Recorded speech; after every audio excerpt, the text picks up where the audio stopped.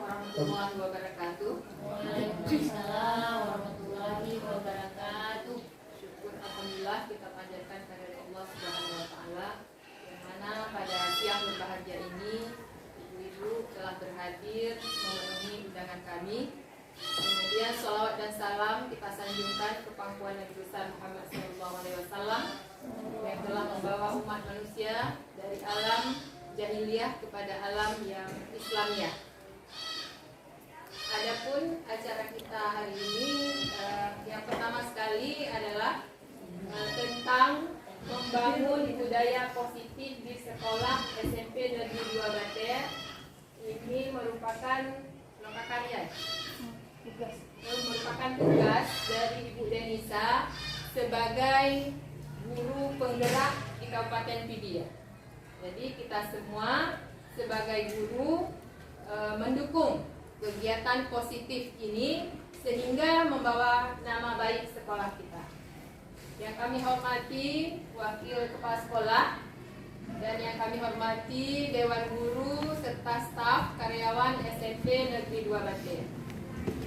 Alhamdulillah sudah beberapa bulan yang lalu Ibu Denisa sudah mengikuti kegiatan guru penggerak di Kabupaten Pidie yang mana nantinya perwakilan dari sekolah kita Ibu Denisa akan membagikan hasil dari program ini. Mudah-mudahan kita nantinya sebagai teman beliau atau istilahnya sebagai salah satu sekolah yang lulus guru penggerak yaitu SMP 2 Bater ini akan menjadi hal yang positif bagi kita, terutama dalam proses belajar mengajar. Bapak Ibu semuanya, kalau kita ingin maju, kalau ada kemauan, insya Allah itu pasti akan berlanjut, pasti akan berhasil kegiatan kita ini. Dimana kita harus selalu mendukung kegiatan-kegiatan yang terutama mengenai kegiatan penggerak. Alhamdulillah di sekolah kita Bu Denisa sudah mewakili kita semua, sudah membawa nama baik sekolah kita. Nantinya saya harapkan terhadap guru-guru yang lain juga berpartisipasi mengikuti kegiatan guru penggerak atau sebagai calon guru penggerak. Ini merupakan suatu hal yang baik bagi Bapak Ibu semuanya. Karena pengalaman di sekolah penggerak itu sangat luar biasa pengalamannya. Terutama mengenai IT ya Bu Denisa ya. Terutama mengenai IT, model-model pembelajaran dan lain sebagainya. Saya rasa ini merupakan suatu hal yang sangat luar biasa yang belum kita dapatkan mungkin di tempat lain, tapi dalam program penggerak ini sangat banyak sekali manfaatnya. Mudah-mudahan nanti Ibu Denisa bisa membagikan ilmunya kepada kita semua. Semoga sekolah kita ke depan menjadi lebih maju. Demikian saja apa yang bisa saya sampaikan. Saya akhiri, wabillahi taufiq wal hidayah. Assalamualaikum warahmatullahi wabarakatuh. Saya Denisa, kita persilakan.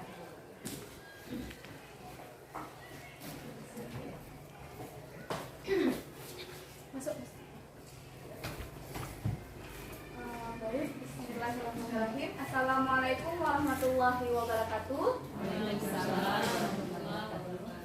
Alhamdulillah, kita panjatkan syukur pada Allah yang telah memberikan kita semua kesehatan sehingga dapat berkumpul kembali di sekolah yang kita ini. Kemudian salawat dan salam kita sambung-sambungkan ke pangkuan Nabi Muhammad SAW yang telah membawa kita dari alam jahiliyah ke alam Islamiyah, dari alam yang gelap gulita dengan kebodohan ke alam yang penuh ilmu pengetahuan seperti yang kita rasakan saat ini. Kemudian hormat saya kepada Ibu Kepala Sekolah, Wakil, dan Dewan Guru lainnya. Selanjutnya terima kasih atas dukungan yang sangat besar dari kepala sekolah dan dari guru-guru SMP Negeri 2 Batai sekalian yang sudi kiranya telah membantu saya menyelesaikan tugas-tugas mungkin dari sebelum-sebelumnya hingga mencapai titik saat ini. Nah, jadi saya di sini bukan berarti sudah bisa, tapi kita di sini sama-sama kolaborasi. Karena sekolah kita maju karena kita bersama, bukan sendiri-sendiri. Seperti itu. Semoga apa yang saya sampaikan hari ini menjadi secuil ilmu yang mungkin bisa menginspirasi Bapak Ibu untuk terus memajukan sekolah kita. Baik, langsung saja. Nah, jadi adapun hari ini saya akan menceritakan sedikit pengalaman saya terkait dengan bagaimana caranya kita membangun budaya positif di sekolah.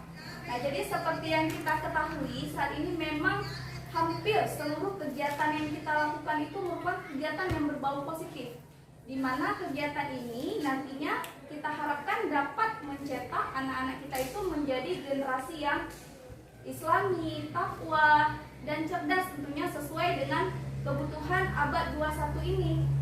Nah, berarti untuk selanjutnya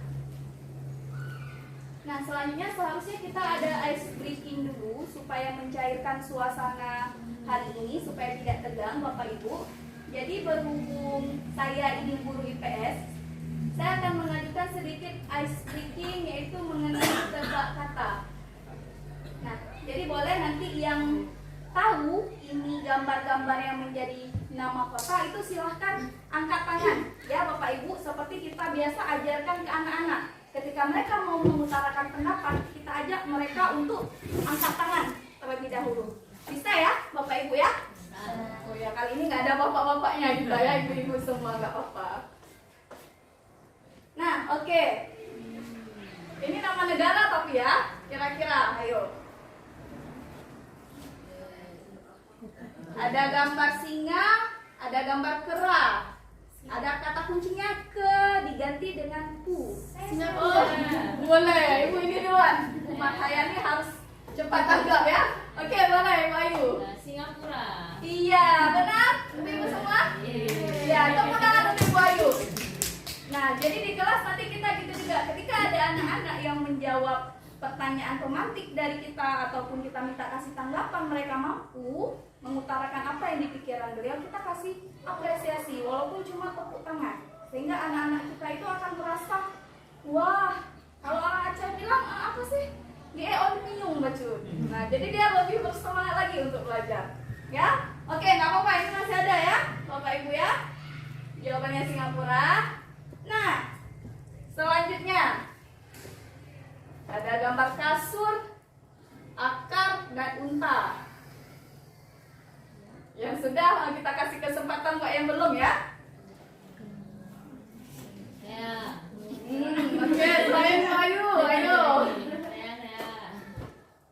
Ayo, yang lain ada? Kanguru ya. Apa? Hampir benar tadi? Kanguru. Kanguru? Mana kota? Gimana Ibu Widya? Masih malu-malu nih angkat tangan. Jakarta. Belum. Gimana buat Bu Ayu ya? Saya. Boleh. Surakarta. Surakarta. Mungkin Bu Ayu bisa dibantu. Kenapa bisa Surakarta? Itu kan ada gambar kasur. Iya. Kayaknya tidak diambil, tinggal sur ya kan? Iya. Ada gambar akar. Ya. Kalau kita sambung jadi surakan.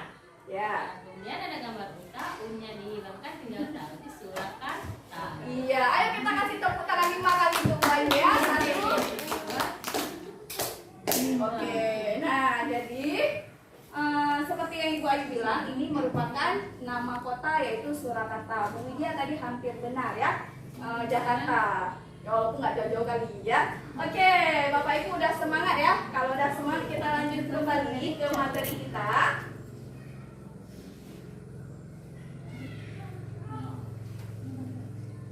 Nah, apa itu budaya positif? Budaya positif yaitu kebiasaan-kebiasaan positif yang kita lakukan supaya suasana yang tercipta di sekolah itu pun ikut positif, ikut menyenangkan bagi kita dan tentunya bagi anak-anak kita.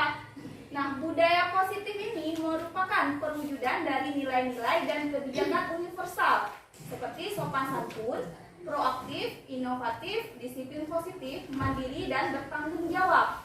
Dan tentunya budaya positif ini itu berlandaskan pada visi misi sekolah kita.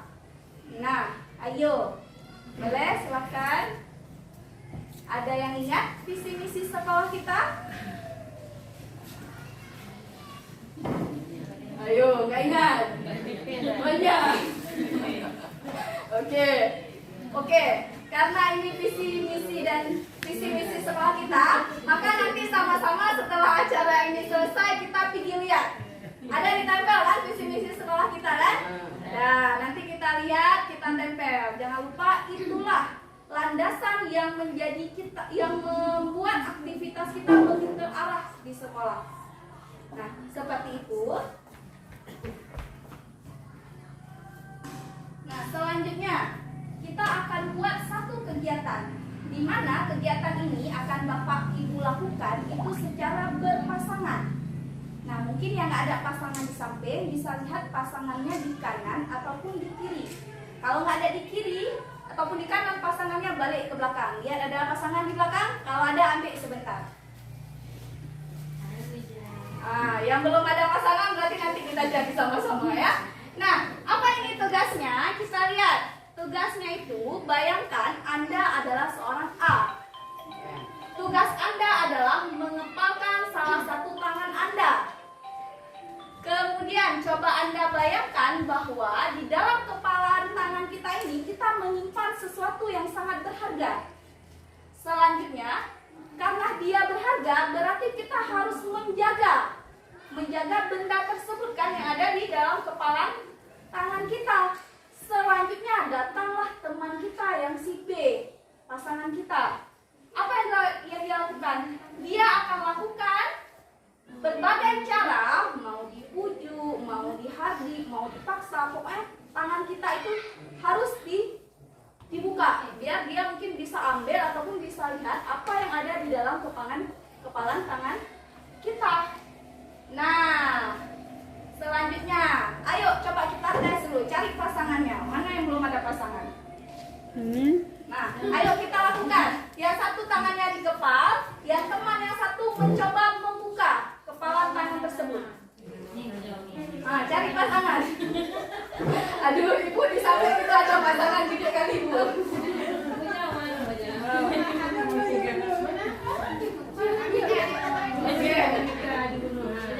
Bu Mahayadi boleh sama Ibu Yusnia.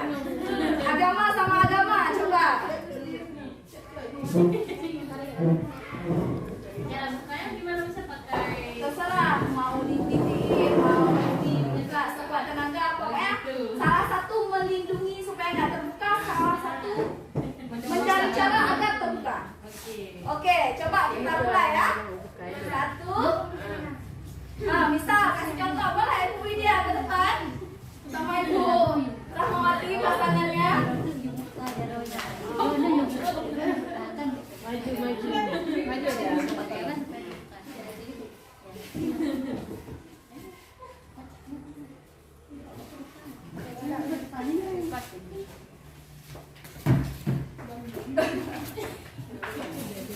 Oke, boleh. Oke, siapa yang mau mengepalkan tangan? Coba di antara ibu-ibu ini. Oh, Ibu Widya. Bayangkan di dalam tangan Ibu Widya ada benda yang berharga. Apa kira-kira? Cincin. Boleh. Cincin kawin misal. Berharga kan? Nah, bayangkan. Kemudian Ibu Rahma, rekannya mencoba membuka. Silakan dimulai.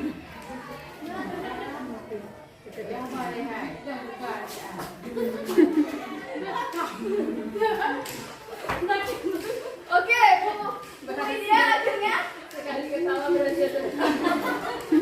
Oke. Nah, Bu Widya akhirnya membuka tangan karena bujuk rayu maut Bu Rahma ya. Nah, jadi kira-kira Ibu Widya, kenapa Anda membuka tangan Anda? Enggak kuat. Ibu Rahma, kenapa mencoba membuka tangan Bu Widya? pengen tahu apa isinya. Ya, nah jadi selanjutnya saya mau tanya, yang memegang kontrol di sini siapa? Bu Widya. Yang memegang kendali? Bu Widya. Bu Widya juga. Oke. Berarti apa yang bisa Ibu petik dari sini? Makna hikmahnya kira-kira apa?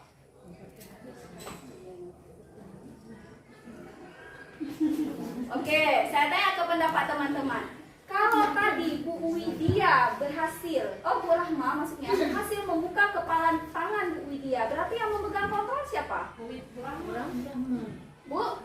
Iya, kenapa Bu Rahma? Karena Bu Rahma berhasil mengontrol Bu Widya agar membuka tangannya, membuka kepala tangannya. Ada curi jenjangnya. Gimana? Oke, boleh dulu. Kasih tepuk tangan untuk Bu Widya sama Bu Rahma. Nah, jadi yang mau saya katakan di sini, makna yang tersirat itu apa? Itulah yang dikatakan dengan teori kontrol, di mana sebenarnya pengontrol itu ialah orang yang berhasil mengontrol orang lain. Kira-kira kalau kita guru, cocok nggak dikatakan sebagai pengontrol, Bapak Ibu? Cocok. Kenapa? Karena kita pegang kendali ataupun kita kontrol. Siapa yang kita kontrol? Siswa yang kita kontrol. Untuk apa kita kontrol siswa?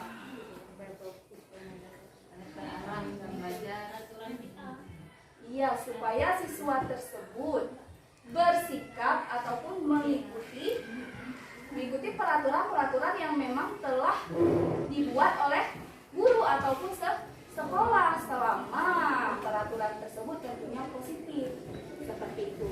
Nah, itulah tadi ketika Bu Widya itu seorang siswa, maka Bu Rahma yang berperan sebagai guru akan mencoba mengontrol apabila Bu Widya ini melakukan hal-hal yang tidak sesuai dengan budaya yang ada di sekolah kita. Selanjutnya,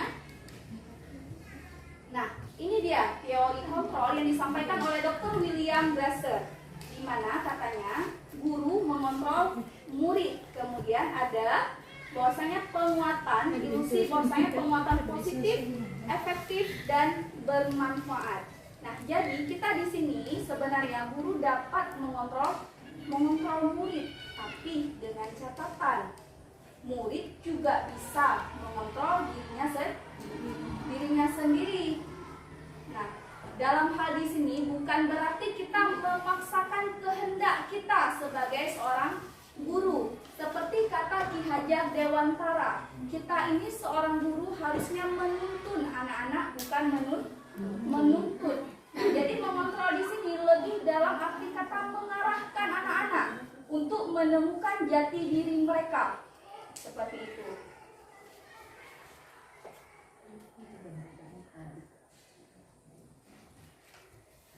Nah, selanjutnya kita lihat ada hal-hal yang perlu kita ketahui, ibu-ibu, hal-hal yang menjadi dasar aktivitas siswa kita ataupun bahkan kita sendiri. Pernah nggak kita di kelas menjumpai anak-anak yang mungkin dia gimana kita katakan ya, aktivitasnya ataupun tingkah lakunya hiperaktif, seperti mencari perhatian ataupun yang lain-lain. Ketika guru sedang menjelaskan, maka dia akan bersikap sibuk buat ini buat itu. Kenapa? Karena ini Bapak Ibu, karena kebutuhan dasar dia ada yang tidak terpenuhi. Nah, sehingga di sini kita harus tahu sebenarnya itu ada 5 kebutuhan dasar seorang manusia. Yang pertama itu kebutuhan bertahan hidup, kemudian kebutuhan pengakuan atas kemampuan, kemudian kebutuhan kebebasan, kebutuhan kesenangan, dan kebutuhan kasih sayang dan rasa terima. Nah, jadi apabila tadi di sekolah kita jumpai ada anak-anak kita yang mungkin berasal dari keluarga yang broken home, dan mungkin perilakunya itu akan muncul ketika dia di sekolah, tapi ketika di rumah mungkin anak itu nggak ada apa-apa, dia baik-baik aja sampai dia di rumah. Ketika orang tua bilang nggak ada apa-apa, tapi di sekolah kita jumpai kebalikannya. Nah, Ibu berarti? Iya, kasih sayang dan rasa diterima. Nah, ataupun ada lagi nanti anak-anak yang mungkin dia ketika pelajaran seni nih biasa, mungkin ada dari kita yang suruh anak-anak untuk gambar bebas, tapi dia nggak tahu mau gambar apa. Nah, bisa jadi ada salah satu kebutuhan yang memang belum dia ketahui ataupun belum terpenuhi. Bisa jadi itu kebutuhan apa? Kebutuhan kesenangan. Dia belum tahu apa yang dia sukai. Tapi kalau anak-anak udah tahu dia sukanya apa, dia bakal gambar tuh. Oh, gambar laut aja, oh, gambar rumah aja. Seperti itu. Lebih terarah anak-anaknya. Kenapa? Karena kebutuhannya sudah terpenuhi. Kita gitu juga Bapak Ibu. Kalau misalnya kita belum sarapan, disuruh ngajar full dari pagi sampai siang, apa yang terjadi? Pusing tengah jalan. Kalau enggak anak-anak pun kena nanti repetan. Anak mau duduk salah, berdiri sikit salah. Iya, kenapa? Ibunya lapar. Kebutuhan apa yang belum terpenuhi? Iya, jadi sesuatu perilaku yang ada pada kita ataupun pada anak kita itu sebenarnya ada sesuatu mungkin yang hilang dari mereka. Nah, disinilah tugas kita sebagai seorang guru untuk membantu seperti itu. Walaupun kita sadari mungkin kalau sekolah kayak kita yang mungkin lebih ke pedalaman ataupun ke pesisir, cukup banyak kita jumpai anak-anak kita yang memang beragam masalahnya, yang walaupun semuanya nggak terselesaikan, tapi berharaplah ada salah satu masalah yang mungkin terselesaikan dan anak itu menyadari akan kesalahannya dan bisalah kita membantu agar kebutuhannya itu seolah-olah terpenuhi. Seperti itu ya Bapak Ibu. Sampai di sini mungkin ada yang mau ditanyakan atau mau berkeluh kesah, boleh tentang anak-anak kita sharing di sini. Oke ya, kalau nggak ada kita lanjut. Nah, ini yaitu 3 motivasi perilaku manusia, termasuk kita sebagai seorang guru. Kenapa kita melakukan itu? Pasti ada dasarnya. Jadi menurut teori ini ada 3. Katanya yang pertama untuk menghindari ketidaknyamanan atau hukuman. Yang kedua untuk mendapat imbalan ataupun penghargaan dari orang lain. Yang selanjutnya terakhir untuk menjadi orang yang mereka inginkan dan menghargai diri sendiri dengan nilai-nilai yang mereka percaya. Coba seandainya bayangkan Bapak Ibu telat. Perkiraan Bapak Ibu baru akan sampai ke sekolah itu jam 8.15. Bapak Ibu bakal ngebut nggak di jalan? Ngebut. Untuk apa Bapak Ibu ngebut? Apalagi di pintu pagar nanti bakal berdiri Ibu Zuraida kita, kepala sekolah. Biar tidak terlambat. Kenapa? Kira-kira apa karena Bu Zuraida nanti yang berdiri di depan sana? Atau karena mungkin pilih cepat supaya ini ibu ini teladan kali, dia pilihnya cepat selalu supaya mendapat pengakuan dari orang lain. Tanggung jawab siswa. Oke, berarti kalau yang Bapak Ibu lakukan itu karena tanggung jawab, berarti yang Bapak Ibu lakukan itu sudah benar. Nah, tapi apabila yang kita lakukan itu karena menghindar ketidaknyamanan, mungkin jumpa Bu Zuraida di depan, maka telat, ada ibu lagi depan, ataupun untuk mendapatkan penghargaan dari teman-teman, ibu ini datangnya selalu cepat, ataupun niat kita mungkin untuk menjadi orang yang mereka inginkan dan menghargai diri sendiri dengan nilai yang mereka percaya, maka motivasi itulah yang akan kita pegang. Kalau kita pegang dari awal untuk menghindari ketidaknyamanan, maka kita akan terus merasa tidak nyaman. Tapi kalau kita pegang yang terakhir ini, maka insya Allah akan positif pula yang kita dapatkan dampaknya. Seperti itu. Ya. Selanjutnya kita lihat disiplin positif. Nah, disiplin positif ini termasuk ke dalam proses pembelajaran juga, di mana merupakan pendekatan yang kita lakukan untuk melakukan kontrol diri dan pembentukan kepercayaan diri terhadap anak kita nanti di kelas, Bapak Ibu. Di mana hal ini dapat kita lakukan dengan 3 cara sebagai seorang guru. Yang pertama yaitu dengan membuat dan membangun keyakinan kelas. Yang kedua dengan posisi kontrol, dan ketiga yaitu segitiga restitusi. Di mana ini mungkin di antara kita sudah sering nih membuat yang namanya keyakinan kelas, ataupun kita sering menyebutnya kontrak belajar, kesepakatan kelas. Nah, ini sama juga namanya dengan keyakinan kelas. Maka sangat dianjurkan Bapak Ibu ketika kita mulai masuk ke dalam kelas, apalagi di awal semester, itu merupakan momen yang sangat pas untuk membentuk kedekatan kita dengan anak-anak. Nah, kita buat yang namanya keyakinan kelas, kesepakatan kelas. Apa aja?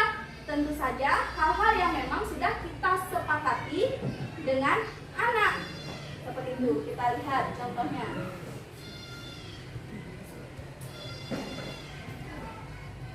Nah, misal ini saya ambil keyakinan kelas 8C katakanlah. Nah, mereka mungkin sudah buat dalam bentuk lebih menarik, pakai aplikasi-aplikasi seperti Canva dan lain-lain. Tapi kita bisa juga membuat dengan bahan-bahan yang simpel dan anak-anak terlibat langsung di dalam proses pembuatan keyakinan kelas ini. Nah, apa aja? Tergantung kesepakatan Bapak Ibu. Misal kesepakatan kemarin saya sudah buat dengan anak kelas 8. Kesepakatannya yang pertama apa? Disiplin waktu. Nah, ketika mereka tidak disiplin, misalnya mereka masuk telat, mereka tentukan hukuman mereka sendiri. Nah, yang kira-kira sanggup mereka lakukan. Seperti itu. Kemudian apalagi kemarin mereka juga ada usulkan belajar santai tapi serius. Boleh, asal mereka benar-benar sanggup melakukan hal tersebut. Kalau mereka sepakat, kita tulis di kesepakatan kelas kita. Kemudian kira-kira kalau seandainya Bapak Ibu disuruh membuat keyakinan kelas, ada nggak poin lain yang mau Bapak Ibu usul? Selain disiplin waktu tadi ada belajar santai. Kira-kira yang terkait sama budaya positif. Boleh. Bertanggung jawab atas tugas yang diberikan. Waktu tertentu. Boleh, nanti bisa kita usulkan lagi keyakinan kelas kita mampu ataupun menyelesaikan tugas tepat waktu. Nanti kita tanya sama anak-anak lagi sanksinya. Kalau misalnya anak-anak kita tidak dapat menyelesaikan tugas pada waktunya, apa kira-kira? Oh, ada yang usulkan kemarin pas saya buat katanya gak usah ambil nilai lagi Bu, tapi kan kasihan. Jadi kita kasih nilai juga, tapi kita katakan pada anak-anak nilainya itu tidak sama dengan teman-teman yang mengumpulkan lebih awal. Seperti itu. Tadi Bu Lisa juga ada bilang masalah berpakaian, pakaian rapi. Nah, kita tekankan sama anak-anak kita, berpakaian rapi di sini maksudnya gimana? Oh, sesuaikan dengan kaos Senin, Selasa pakaian kita putih abu-abu, kemudian Rabu Kamis. Iya, berarti ya? Putih biru. Oh, putih biru Senin Selasa. Rabu Kamis batik, dan Jumat Sabtu pramuka. Kita sesuaikan. Kalau memang nanti ada yang pelanggar, kira-kira apa nih kesepakatannya? Dan usahakan kunci dari keyakinan kelas ini, ibu-ibu, itu merupakan konsisten kita dalam menjalaninya. Usahakan jangan dari anak aja. Kalau memang mau lebih bagus, dari kita juga ada. Jadi supaya mereka merasa nggak di mereka aja yang dibebankan. Misal kalau anak-anak telat gimana? Mereka udah sebutin tuh sanksinya. Kembalikan ke kita. Kalau kita yang telat gimana? Apa umpan balik untuk mereka? Apa keuntungan mereka? Bisa Bapak Ibu bisa katakan boleh. Berarti 10 menit kalau saya telat boleh free. Gak ngapa-ngapain di kelas. Sesuai dengan kesepakatan bersama lah.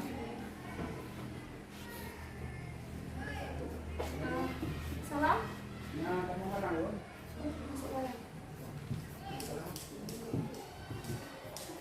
Oke ya, kita lanjut. Nah, selanjutnya kita jalankan posisi kontrol. Nah, posisi kontrol ini adalah posisi yang kita ambil ketika si anak ataupun siswa kita membuat masalah. Kita lihat ada berapa posisi kontrol? Ternyata ada 5. Ada penghukum, pembuat orang merasa bersalah, kemudian sebagai teman, sebagai monitor ataupun pemantau, dan sebagai manajer. Kira-kira coba kita tanyakan sama hati kita masing-masing. Selama kita mengajar berapa belas tahun, mungkin berapa tahun ataupun berapa bulan yang baru-baru, kira-kira di antara 5 posisi ini, posisi mana yang paling sering kita tempatkan diri kita? 3. Oke, ada yang jawab teman, ada yang jawab penghukum, ada yang jawab lain lagi. Mungkin ada yang mantau-mantau aja, lihat-lihat aja lah, bodo amat lah, nggak mau tahu, bukan wali kelasnya, ya gitu. Yang mantau ada juga ya, Ada. mata-mata tetangga ya kalau dalam film-film ya. Nah, kira-kira kita tanya pendapat Ibu Hera. Kenapa Ibu Hera mengatakan posisinya penghukum? Biasanya kalau ada murid yang berbuat salah, biasanya sering kita lihat guru memberi hukuman untuk siswa. Oke, kira-kira menurut Bu Hera itu gimana? Menurut saya tidak cocok. Oke, menurut Ibu tidak cocok. Oke, kita tampung dulu ya. Menurut Bu Mega tadi ada yang posisi teman katanya. Nah, gimana Bu Mega ini posisi teman? Apa yang Ibu lakukan biasa sama anak-anak? Mendekati si siswa, kita tahu misalnya pagi-pagi dia saat masuk ke sekolah minat belajarnya itu berkurang, kita tanya kenapa. Saat kita cari tahu, oh ternyata dia belum sarapan pagi. Dia merasa lapar. Kalau saya izinkan mungkin dia untuk membeli makanan dan makan di kelas barang 5 menit di belakang. Oke. Memang sebagai teman, tapi sudah mendekati ke posisi manajer kalau saya lihat ya. Mungkin dari teman-teman ataupun ibu-ibu yang lain? Kalau saya tergantung situasi, kadang penghukum, kadang jadi teman. Oke, Bu Lisa tergantung, kadang-kadang mengen, kadang-kadang kawan, kadang-kadang lawan gitu ya.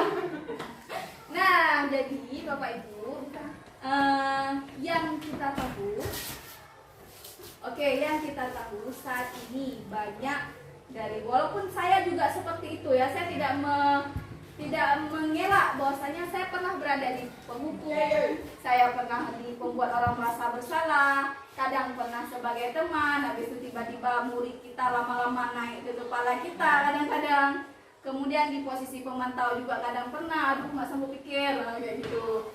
Nah, jadi sebenarnya posisi penghukum, pembuat onar, dan teman ataupun pemantau ini setelah diteliti merupakan posisi kontrol yang memang kurang cocok kita terapkan untuk anak-anak.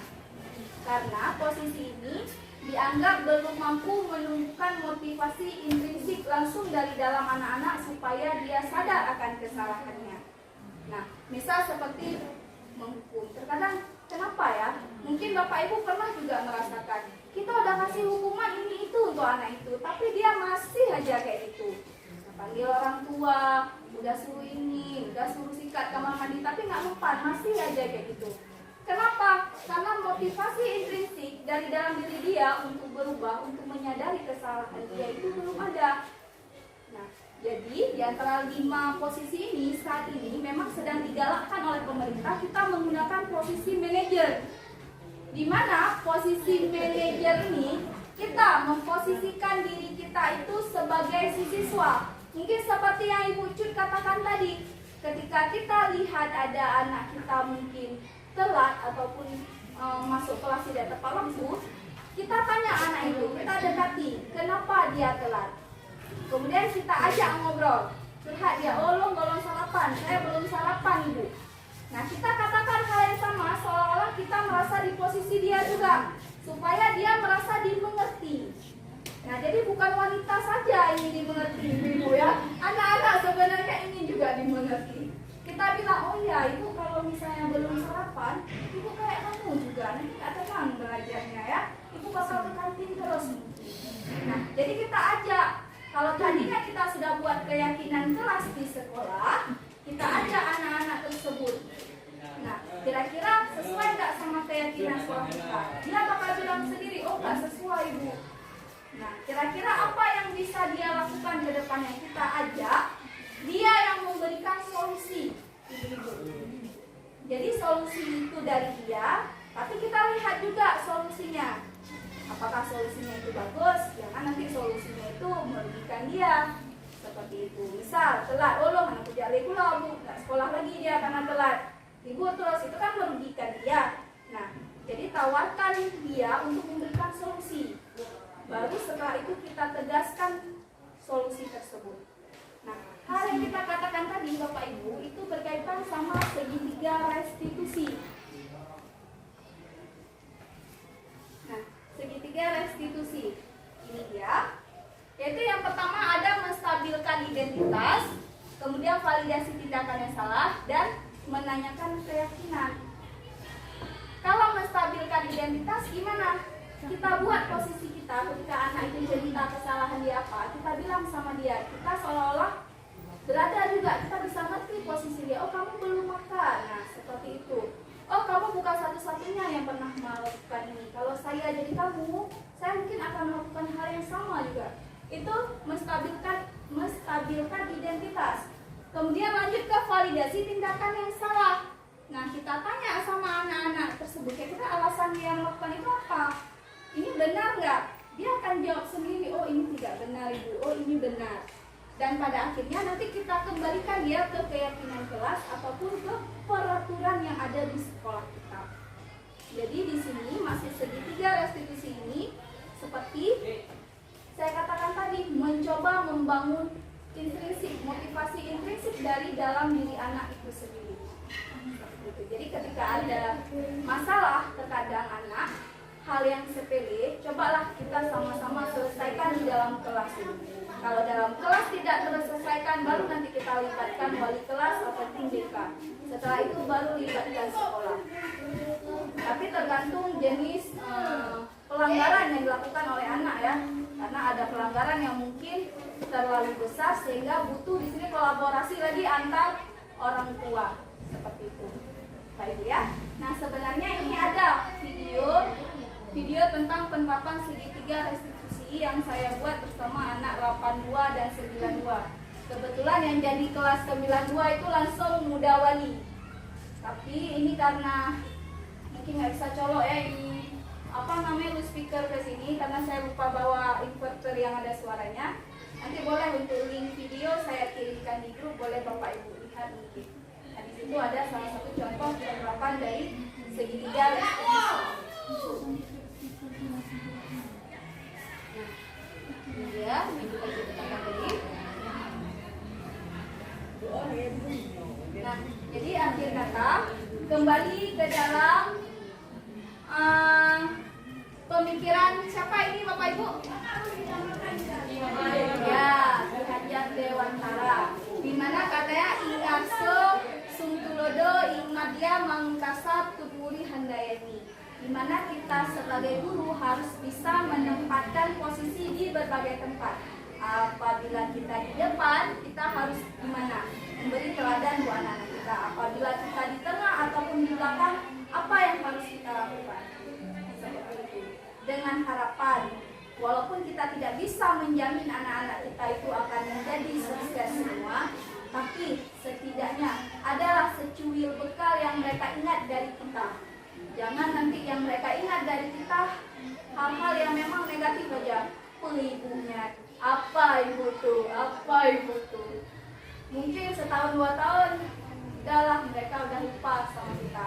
Tapi kalau kita bisa menempatkan posisi sebagai guru yang memang benar-benar diharapkan oleh anak-anak kita, itu saya rasa sampai nanti ketika berpuluh-puluh tahun pun kita akan ingat kebaikan dari guru-guru kita. Dan saya rasa pasti di antara kita semua mempunyai ingatan guru itu ada yang mungkin paling apa ya kita bilangnya, kenangannya paling ngeselin, pasti ingat. 2 yang biasa kita ingat, kalau guru yang paling kita senangi dan guru yang paling kita keselin mungkin gara-gara tindakan yang mungkin kurang menyenangkan. Jadi semoga kita di sini semua menjadi guru yang pertama tadi, menjadi guru-guru yang memang paling diingat karena momen terbaiknya, ya. Oke, berarti hanya ini yang dapat saya sampaikan. Ada yang mau ditanyakan lagi, Bapak Ibu? Oh boleh, Bu Nasri. Berarti gini, kalau bisa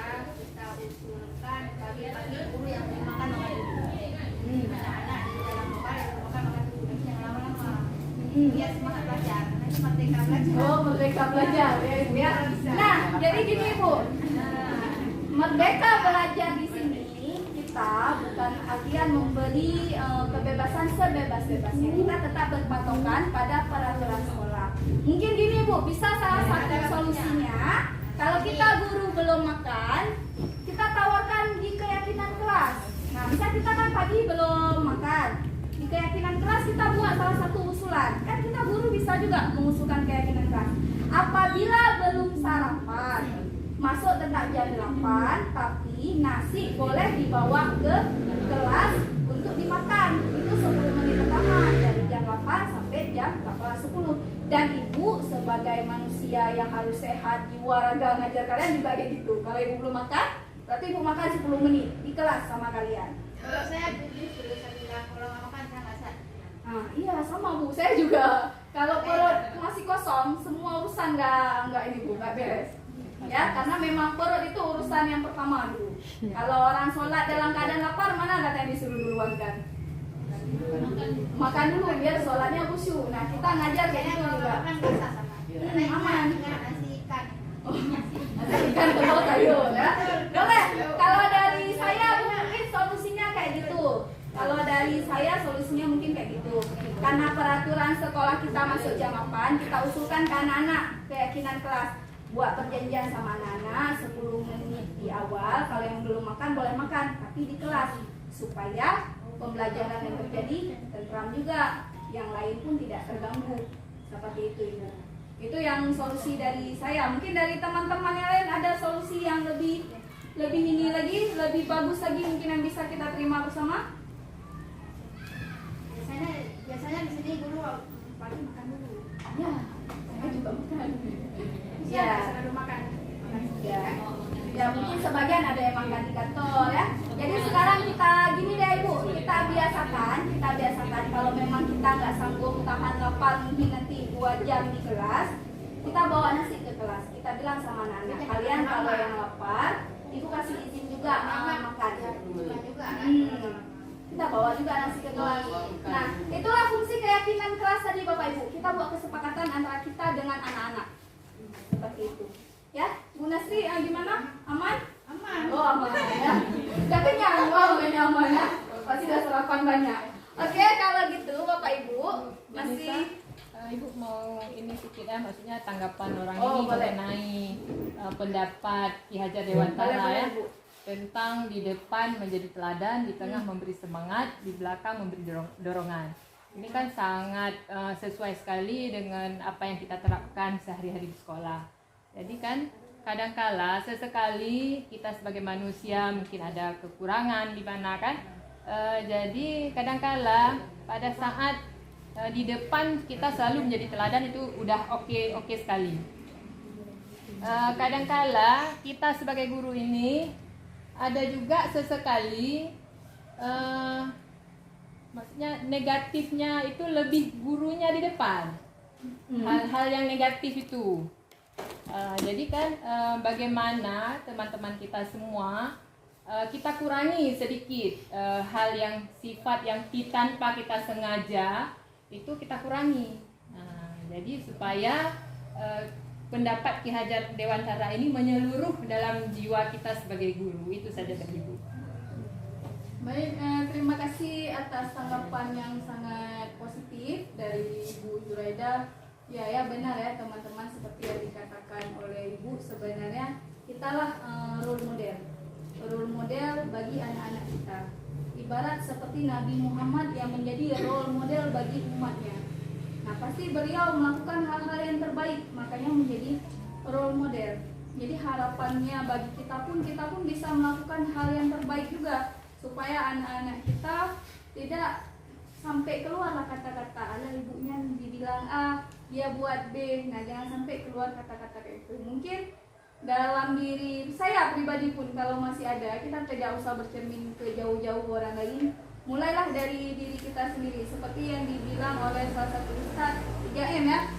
Mulai dari diri sendiri, hal terkecil, dan dari saat ini. Nah, jadi kita ubah sama-sama. Mulai hari ini, coba semoga apa yang kita sampaikan ini menjadi inspirasi, dapat merubah mungkin walaupun nggak banyak secuil yang memang hal-hal negatif menjadi positif. Seperti yang dikatakan tadi, tanggung jawab kita. Ingat, ini adalah tanggung jawab kita. Kita yang sudah memilih pekerjaan ini. Ya, semoga dengan rasa tanggung jawab ini kita bisa membuat sekolah kita lebih baik lagi ke depannya, sehingga anak-anak kita pun bisa lebih baik. Seperti itu ya Bapak Ibu ya. Oh boleh Bu Hera. Bisa, ini mungkin sudah dari di luar jalur ini Boleh. tentang ketertiban anak-anak di pagi hari. Mungkin kan ada anak-anak sudah masuk tapi anak-anak tidak masuk ke kelas tapi ke kantin. Alangkah baiknya, ini usulan. Ya. Kalau memang sudah jam 8, alangkah baiknya kantin itu kan ditutup di sementara. Boleh dibuka nanti setelah mungkin 1 jam setelah pelajaran boleh dibuka kembali. Karena kan apalagi yang piket capek usir anak-anak tapi anak-anak tidak mau masuk ke kelas karena masih terbuka kantin. Itu saja mungkin. Iya. Boleh. Nah, jadi itu menjadi salah satu solusi ya yang ditawarkan Bu Hera, supaya anak-anak kita itu ketika sudah jam masuk kelas tidak lagi berkeliaran di luar. Nah, jadi mata pun kita indah melihat ya, nggak ada anak yang berseliweran di luar ya. Jadi gini Bu, kita perlu kenali dulu sebenarnya. Kalau yang kayak Bu Hera bilang itu memang perlu kolaborasi ya, ataupun kerjasama, nggak hanya melibatkan kita lagi, tapi juga udah ke pengurus sekolah juga, ke pihak kantinnya. Mungkin bisa kalau memang mau diterapkan. Cuman kita lihat dulu, kalau memang itu belum bisa diterapkan, kita lakukan dari hal-hal terkecil dulu. Gimana hal-hal terkecil? Kita harus tahu dulu anak-anak kenapa izin ke Pak Den. Kalau pagi biasa karena belum sarapan. Nah, mungkin nanti kita bisa tawarkan solusi kayak Bu Nasri tadi. Yang belum sarapan bawa nasi ke kelas, boleh makan. Karena kan kalau anak-anak belum makan takutnya memang nggak akan konsep. Tapi usahakan sedikit-sedikit rubah supaya mereka makannya sebelum jam 8, perlahan-perlahan. Habis itu yang sering saya jumpai di kelas, anak-anak itu nggak ada pulpen paginya, makanya minta izin ke. Iya. Solusi yang lain, kita harus minta-minta Bapak Ibu, kita belilah pulpen satu box, jual bila perlu. Jadi guru itu bukan hanya guru, jadi wirausahawan bisa, ya kan sambilan, nah, jual. Jadi kalian kalau mau izin nggak ada pulpen tenang, beli sama ibu. Harganya 1.000 juga, jangan nanti di sana 1.000 tempat kita 2.000 udah bangkrut PT. Nah itu solusi yang memang mungkin bisa saya sampaikan ya. Kalau memang kita belum bisa berkolaborasi dengan pihak kantin juga untuk menutup sebelum jam istirahat, bisa seperti itu solusi yang terdekatnya. Tapi kalau memang sudah bisa diterapkan kayak Bu Hera bilang tadi ya lebih bagus lagi. Ini kan pagi aja gitu. Kalau Iya. pagi nanti sudah bisa diatur oleh ibu kelas. Ya, ya nggak apa-apa. Nanti mudah-mudahan ini sama-sama lah kita bicarakan yang terbaik seperti itu ya, Ibu ya. Yang lain ada lagi? Oh boleh. Satu lagi ya, Bu Nasri ya. Kalau jam-jam terakhir yang senang-senang lah. Kalau seni budaya nyanyi-nyanyi. Oh. Aduh. Boleh. Terakhir. Boleh. Kebetulan kita ada Ibu Waka langsung di sini ya. Kalau bisa. Kalau olahraga pagi-pagi. Pokoknya jangan mati-matiannya di jam terakhir ya. Iya. Jangan matematika di jam terakhir. Nanti Oh. mau komunikasi terakhir. Ya boleh. Seni budaya boleh. Prakarya bisa buat-buat. Ya boleh ya Bu Lisa ya. Itu mungkin jadi. Ini usulan ya. Kalau di jam pertama bukan siswanya yang telat, tetapi gurunya. Karena kan banyak yang komen wali murid. Kami antara anak kami pagi-pagi tapi gurunya belum ada. Karena wali murid selalu jumpanya sama Husnul. Ya, Jadi berhubung beliau asolo ya. ya. Jadi tiap hari orang tuh komen. Jam 8 gurunya belum ada. Ya. Siswanya ada setengah 8 diantar sama orang tuanya. Jadi itu gimana solusi? Oke. Ya, tadi kita udah bilang hari ini kita udah belajar masalah budaya positif. Yang salah satunya itu ada disiplin positif. Semoga apa yang kita sampaikan hari ini menjadilah secuil perubahan, termasuk bagi saya ya, khususnya ya orang yang udah berdiri di depannya. Nah, jadi seperti itu ya Bu Husnul ya. Nanti sama-sama lah Karena kalau untuk rasa membangun sesuatu yang positif itu harus dari dalam diri kita masing-masing, ya ibu-ibu. Karena kalau dipaksa dari ibu kepala sekolah sekalipun, paling bertahan seminggu, lah, seminggu 2 minggu, baliknya kayak gitu balik. Sama juga kayak siswa, kita bilang tumbuhkan motivasi intrinsik dari dalam. Kita gitu juga sebagai guru, kita coba tumbuhkan langsung dari dalam diri kita. Dan mungkin kita bisa jadikan beberapa contoh orang guru yang memang bisa kita jadikan role model bagi kita. Ada di sekolah kita, mungkin ya di sekitar yang dekat sama kita. Seperti itu ya, ibu-ibu. Baik, terima kasih banyak atas waktunya hari ini. Semoga apa yang kita pelajari hari ini menjadi suatu semangat untuk semakin beraktivitas ke depannya sebagai seorang guru. Akhir kata, apabila ada kesalahan saya mohon maaf. Assalamualaikum warahmatullahi wabarakatuh. Waalaikumsalam warahmatullahi wabarakatuh. Bismillahirrahmanirrahim. Assalamualaikum warahmatullahi wabarakatuh. Waalaikumsalam warahmatullahi wabarakatuh. Apa kabar ibu semua? Baik. Oke, alhamdulillah baik. Senang sekali bisa berjumpa lagi dengan anak-anak ibu. Berarti kalau masuk ibu kita belajar PS. Tadi sebelumnya belajar apa nih? Sama ya, sama Yusniar ya? Ya. Oke. Nah, jadi sebelum kita mulai pembelajaran hari ini, alangkah baiknya kita membaca doa bersama-sama terlebih dahulu ya. Oke, yuk baca doanya sama-sama.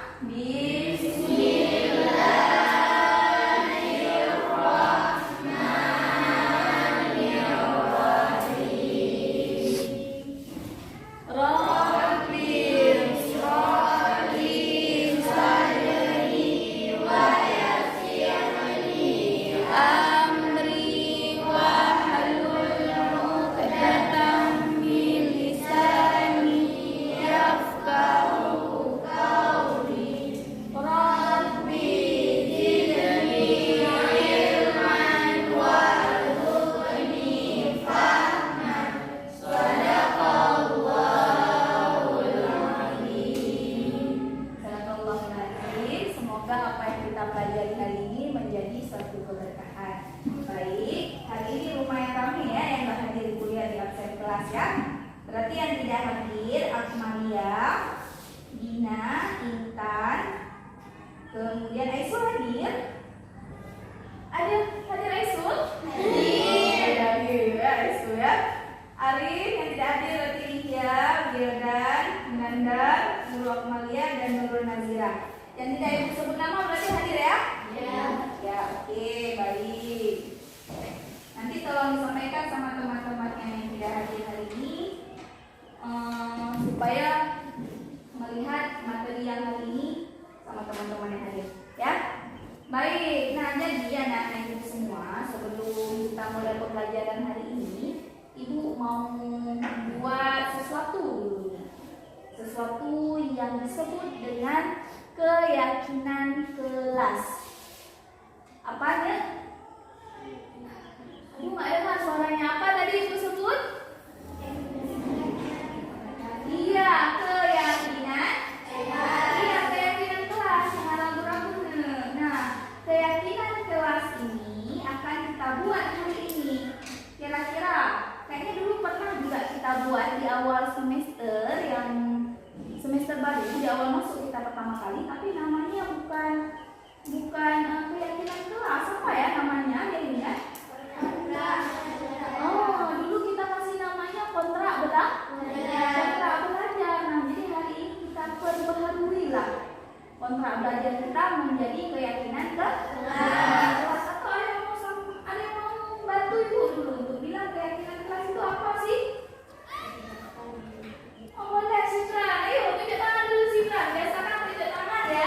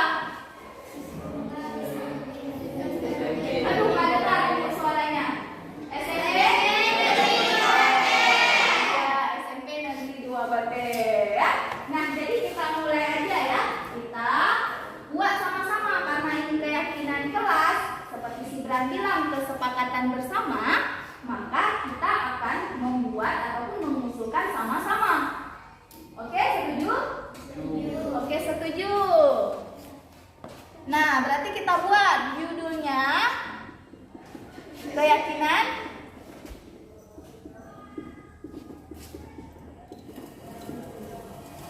Judulnya keyakinan kelas. Nah, keyakinan kelas. Oke, kita buat ada beberapa nanti ya. Keyakinan kelas. Kira-kira ada yang mau usul dulu untuk pertama sekali keyakinan kelas apa yang mau kita usulkan di kelas kita ini? Yang mau boleh angkat tangan, tunjuk tangan yang mau. Boleh, Muhammad Zaki. Apa ada yang mau Zaki usulkan untuk kita buat dulu nih? Disiplin waktu. Disiplin waktu, oke. Kita buat ya, kata Muhammad Zaki apa nih? Disiplin waktu. Boleh, disiplin waktu. Berarti disiplin waktu masuk gimana aja nih Muhammad Zaki? Masuk. Yang gimana? Masuk ke waktu. Masuk tepat waktu, oke, masuk tepat waktu. Misal, kita mulai jam IPS jam 9.20. Berarti kalian sudah harus di kelas jam Oh boleh, jadi bilang jam 9 kurang 15 pokoknya sudah harus di kelas. Kalau lebih dari 9.20 kalian belum di kelas, berarti kalian belum disiplin waktu. Ya, disiplin waktu. Oke, yang kedua, kira-kira siapa yang mau usulin lagi? Boleh, mau siapa dulu nih? Situ apa Aisyah dulu? Oh, boleh, Sidran dulu ya, di depan ya, boleh. Apa Sidran?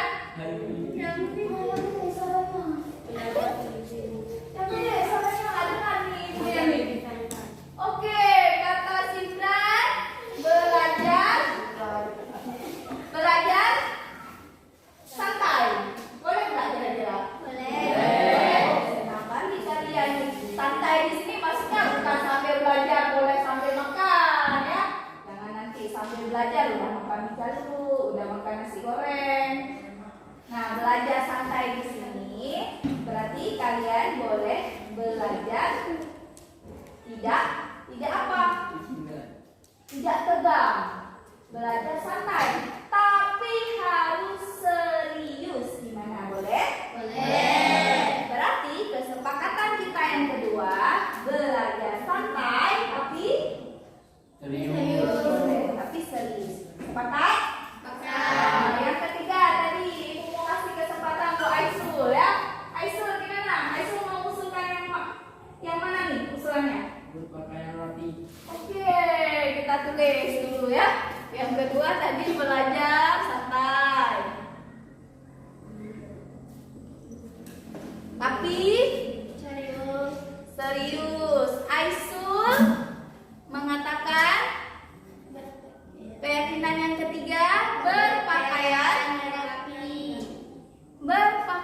rapi. Nah, berarti berpakaian rapi yang cowok baju masuk ya, kalau pakai baju putih. Oke, berpakaian rapi. Kita ingat lagi peraturan sekolah. Kalau misalnya Senin Selasa kita diharuskan menggunakan pakaian apa? Putih. Ya, putih abu-abu. Pikiran ibu kalian udah SMA, ingat ibu kalian masih SMP ya? Putih biru. Kalau Selasa Rabu Kamis batik. Jumat dan Sabtu pramuka. Kira-kira ayo siapa ini yang belum berpakaian sesuai dengan peraturan? Ya, kita tanya ya sama Jaki ya. Kemana Jaki bajunya? Misi-misi oke, nggak apa-apa Jaki ya. Hari ini nggak apa-apa, tapi usahakan ke depan pakai pakaian sesuai dengan aturan ya. Oke, kemudian siapa lagi nih? Yang dari perempuan mungkin ya, dulu ya ibu tanya. Siapa yang dari perempuan? Oh, boleh marah kalau malu ya. Gimana Nafisa? Apa yang tadi istilahnya? Apanya?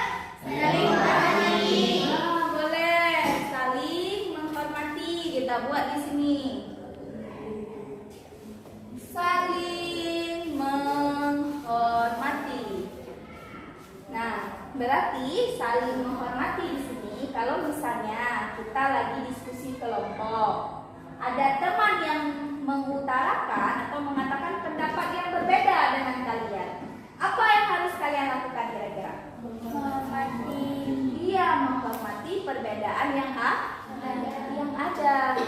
Jangan pernah bilang, oh pendapat kamu salah, pendapat kamu ini. Tapi kita menghargai pendapat yang disampaikan oleh teman kita. Teman kita. Untuk apa kita saling menghargai? Supaya kelas kita tetap kompak. Mau nggak kelasnya kompak? Mau. Kalau kelasnya kompak, kalian pun belajar lebih mudah, lebih suasananya lebih enak. Bayangkan kalau kelas kalian nggak kompak, kelompok ini berantem sama ini cewek, berantem sama cowok, enak nggak belajar? Nah, ya. Oke, yang ke ada lagi mau ngusulin mungkin kita tambah yang kelima? Ada lagi yang mengusulkan? Oh boleh, juga tunjuk tangan yang belakang. Jadi Abdul Aziz, yang besar ya suaranya ya, biar teman-teman yang Menyelesaikan tugas tepat waktu. oke, menyelesaikan tugas tepat waktu. Boleh nggak kira-kira? Boleh. Emang kalau ada yang nggak selesai tugas tepat waktu kayak mana nanti? Tidak diterima lagi. Oh, aku Aziz bilang nggak usah terima lagi kalau telat tugasnya. Boleh? Nanti nggak ada nilai kayak mana? Ayo, nggak ada nilai kayak mana? Oh ya, boleh ya kita terima usulan. Berarti yang kelima, keyakinan kelas kita itu menyelesaikan tugas ya tepat waktu. Kalau misalnya tidak tepat waktu, nanti kalau nggak kita terima, kasihan, nggak ada nilai ya. Berarti yang menyelesaikan tugas tidak pada waktunya, kita buat ini aja, boleh? Nilainya itu tidak sama dengan teman-teman yang kumpul tugas tepat waktu. Gimana kira-kira? Boleh nggak? Boleh. Siap nggak kira-kira? Jangan nanti protes. Nilai dia 100, nilai kami 80. Boleh nggak kira-kira? Boleh. Tapi harapan ibu semoga semuanya menyelesaikan tugas tepat waktu. Ya? Oke, gimana Ahmad Izir? Aman? Aman ya? Mungkin ada lagi nih sebelum kita akhiri proses. Boleh satu lagi. Oke, kita buat. Berarti yang ini menyelesaikan tugas tepat waktu dulu ya.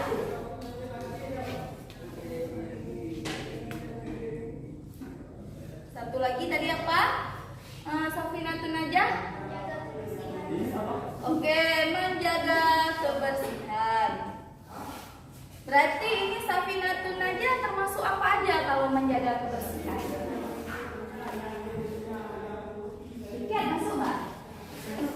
Masuk. Berarti ketika guru masuk ke kelas kita harus bersih.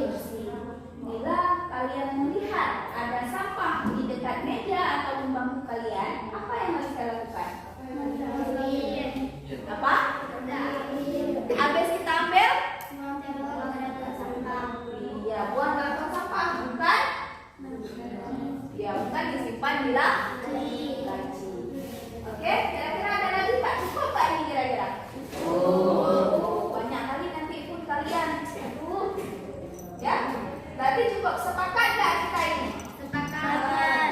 Nah, sepakat. Kalau sudah sepakat, nanti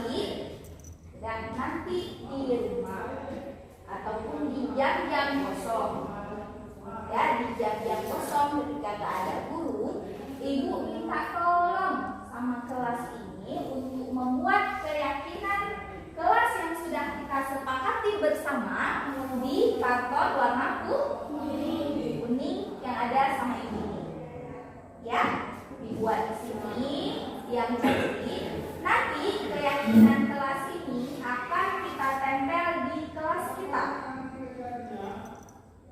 Kira-kira gimana Bapak? harusnya ya. Ada banyak ya. Oh, boleh juga di situ. Akan kita tempel di situ. Jadi ini akan menjadi patokan kalian dalam berperilaku. Semoga dengan ada keyakinan kelas ini, perilaku kita semakin positif ataupun akan membentuk budaya positif. Kenapa ibu bilang budaya positif? Kita misal sudah tepat waktu, tidak telat, positif Pak, bagus ya itu? Bagus. Misal kita sudah bisa menyelesaikan tugas tepat waktu, bagus nggak itu? Bagus. Itu sudah mencerminkan nilai tanggung jawab kalian sudah bagus. Tapi kalau kalian belum berhasil melaksanakan katakanlah salah satunya menyelesaikan tugas tepat waktu, maka tanggung jawab kalian belum bagus sebagai siswa. Kenapa? Karena salah satu tanggung jawab siswa apa? Menyelesaikan tugas tepat waktu. Kemudian jangan lupa lagi, walaupun tidak ditulis ya, satu lagi ya, sopan santun. Ya. Ketika ada guru yang di depan, tolong hormati, sopan santun dengan beliau, bahkan dengan teman sesama kali. Ya. Gimana ya, bisa? Oke, alhamdulillah kalian bisa. Berarti keyakinan kelas ini akan ibu terima di pertemuan IPS selanjutnya. Hari apa kita masuk IPS lagi? Iya, hari Senin. Ibu mau udah jadi ya? Boleh? Boleh. Buat secantik mungkin, sekreatif mungkin kelas kalian. Bisa ya? Bisa. Oke, kalau bisa berarti saat ini keyakinan kelas kita sudah terbentuk. Semoga ini menjadi dorongan supaya kita terus bersikap positif. Ya? Oke, kita lanjutkan pembelajaran kita ya. Oke, terima kasih.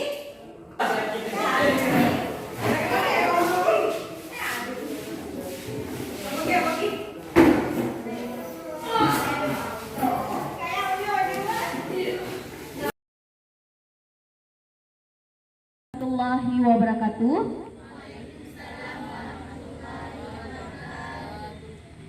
Syukran hamdalillah, kita panjatkan kepada Allah Subhanahu wa taala yang mana Allah sudah memberi kita kesehatan sehingga kita bisa berhadir ke sekolah kita tercinta ini.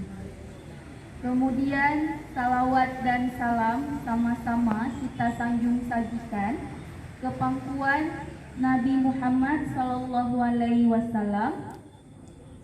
yang telah membawa kita dari alam jahiliyah ke alam Islamiyah, dari alam yang penuh dengan kebodohan ke alam yang penuh ilmu pengetahuan seperti yang kita rasakan saat ini. Selanjutnya, penghormatan Ibu kepada Ibu Kepala Sekolah, Ibu Zuraida, dan penghormatan Ibu kepada seluruh Dewan Guru beserta staf PU SMP Negeri 2 Bate, serta sayang salam Ibu untuk anak-anak Ibu tercinta siswa-siswi SMP Negeri 2 Bate. Adapun hari ini Ibu akan membawa sedikit mengenai bagaimana menumbuhkan budaya positif di dalam sekolah kita. Jadi anak-anak Ibu semuanya, seperti kita ketahui bahwasanya budaya positif ataupun hal-hal yang baik di sekolah ini akan terbentuk apabila ada kerjasama bukan hanya dari kami para guru, tetapi juga dari anak-anak Ibu sekalian. Karena untuk memajukan sekolah kita bukan hanya dari kami para guru, tetapi sangat besar peran kalian sebagai siswa-siswi di SMP Negeri 2 Bate ini. Menurut kalian, apakah kalian mau sekolah kita ini menjadi sekolah yang maju, terkenal, walaupun sekolah kita ini terletak jauh dari pusat kota? Pingin gak kira-kira Ayo, ibu nggak dengar nih suaranya. Kira-kira pengen nggak sekolah kita jadi sekolah baik nih di sini? Iya, pengen pastinya. Nah, kalau pengen berarti mari sama-sama kita buat sekolah kita ini menjadi sekolah maju. Gimana caranya? Dengan menumbuhkan budaya positif ataupun aktivitas-aktivitas positif di sekolah kita. Yang mana aktivitas-aktivitas positif tersebut semuanya itu berlandaskan pada peraturan sekolah kita. Apa peraturan sekolah kita yang pertama sekali? Misal, kita mau menumbuhkan sikap disiplin. Yang pertama sekali kita lihat peraturan sekolah kita. Masuk jam berapa kira-kira sekolah kita pagi? Jam berapa masuk sekolah kita pagi? Ayo, udah lupa nih kayaknya ya. Jam berapa adik-adik kelas 1 anak-anak kelas 1? Jam berapa ibu kurang dengar? Jam berapa? Ayo, itu yang lewat 15 itu berarti tambah peraturan sendiri. Ya, sekolah kita masuk sekolah jam 8. Nah, jadi usahakan untuk menumbuhkan nilai disiplin yang ada pada diri kita. Usahakan kalau sebelumnya kita bangun pagi jam 7:30, usahakan sebelumnya lagi, lebih cepat lagi. Usahakan sebelum jam 8, anak-anak ibu sudah berada di sekolah. Kemudian lagi, kita kaitkan lagi peraturan ataupun nilai positif lain, kebersihan. Dalam agama kita ada disebutkan enggak bahwasanya kebersihan itu sebagian dari apa katanya? Iya, dari iman. Kalau kebersihan itu sebagian dari iman, sudah pasti kita sebagai umat Islam pastinya harus menjaga kebersihan tersebut. Ibu ingatkan lagi, mungkin bagi yang piket. Nah, kalau sekolah kita masuk jam 8 pagi, tolong yang piket hadir lebih cepat untuk mengontrol kebersihan kelas. Dan untuk kebersihan kelas serta sekolahnya, ingat, itu bukan hanya tugas yang piket, tugas kita bersama. Mungkin bagi teman-teman ataupun yang sudah piket, itu sudah bersih kelasnya di pagi hari. Jadi tolong ketika di jam-jam pelajaran setelah pagi hari itu dijaga bersama. Kalau ada sampah, kira-kira apa yang harus anak-anak ibu lakukan? Apa nih? Oke, bagi yang kelas 2, yang perempuannya, coba ibu mau dengar. Kalau ada sampah kira-kira di dekat kalian, apakah itu di dalam kelas ataupun di luar, apa yang harus kalian lakukan ya? Ambil, oke boleh. Setelah diambil dibawa kemana? Oke, bukan ke laci ya. Nah, berarti setelah diambil nanti dibuang ke tong sampah. Karena kalau kita berharap sama yang piket, tidak akan bersih sekolah kita. Jadi sama-sama. Bagaimana? Sepakat kira-kira?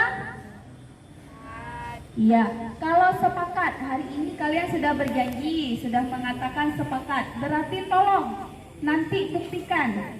Ya, para ibu guru yang mengajar, tolong nanti ketika masuk kelas, ketika ada sampah, kita tanyakan kembali kesepakatan kita hari ini sama anak-anak.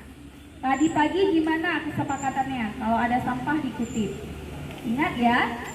Kemudian lagi nih, setelah itu untuk menumbuhkan tanggung jawab pada diri kalian. Kira-kira ketika ada tugas, bisa nggak kita berjanji pada diri kita untuk menyelesaikan tugas tersebut tepat pada waktunya? Bagaimana siswa ibu yang kelas 3 dan kelas 2 laki-laki? Bisa? Nah, berat mungkin ya. Nah, tapi nggak apa-apa, mungkin masih ada rasa berat di hati kita. Kenapa? Karena tanggung jawab itu sungguh beratnya. Tapi apabila kalian melakukan secara perlahan-lahan, ingat nih, insya Allah tanggung jawab itu akan terpatri di dada kalian. Jadi kita di sini sama-sama nih. Sama-sama ketika kalian menjaga tanggung jawab kalian sebagai siswa, salah satunya seperti mengerjakan tugas tepat waktu, maka kami juga sebagai seorang guru mempunyai tanggung jawab juga yang akan kami laksanakan juga, dan insya Allah akan kami laksanakan dan selesaikan tepat pada waktunya. Seperti itu. Oke, anak-anak ibu, berarti hari ini cukup 3 kesepakatan ataupun nilai positif yang akan kita tumbuhkan sama-sama dalam diri kita, yaitu nilai disiplin, kemudian nilai kebersihan, menjaga kebersihan, dan yang terakhir itu nilai tanggung jawab dalam hal pelaksanaan tugas. Sepakat ya anak-anak ibu? Aduh, ini hilang lagi suaranya nih. Sepakat? Nah, alhamdulillah kalau sepakat. Nanti tolong ya ibu-ibu guru sama-sama. Nah, sekian pidato singkat ibu hari ini. Lebih dan kurang ibu mohon maaf. Assalamualaikum warahmatullahi wabarakatuh.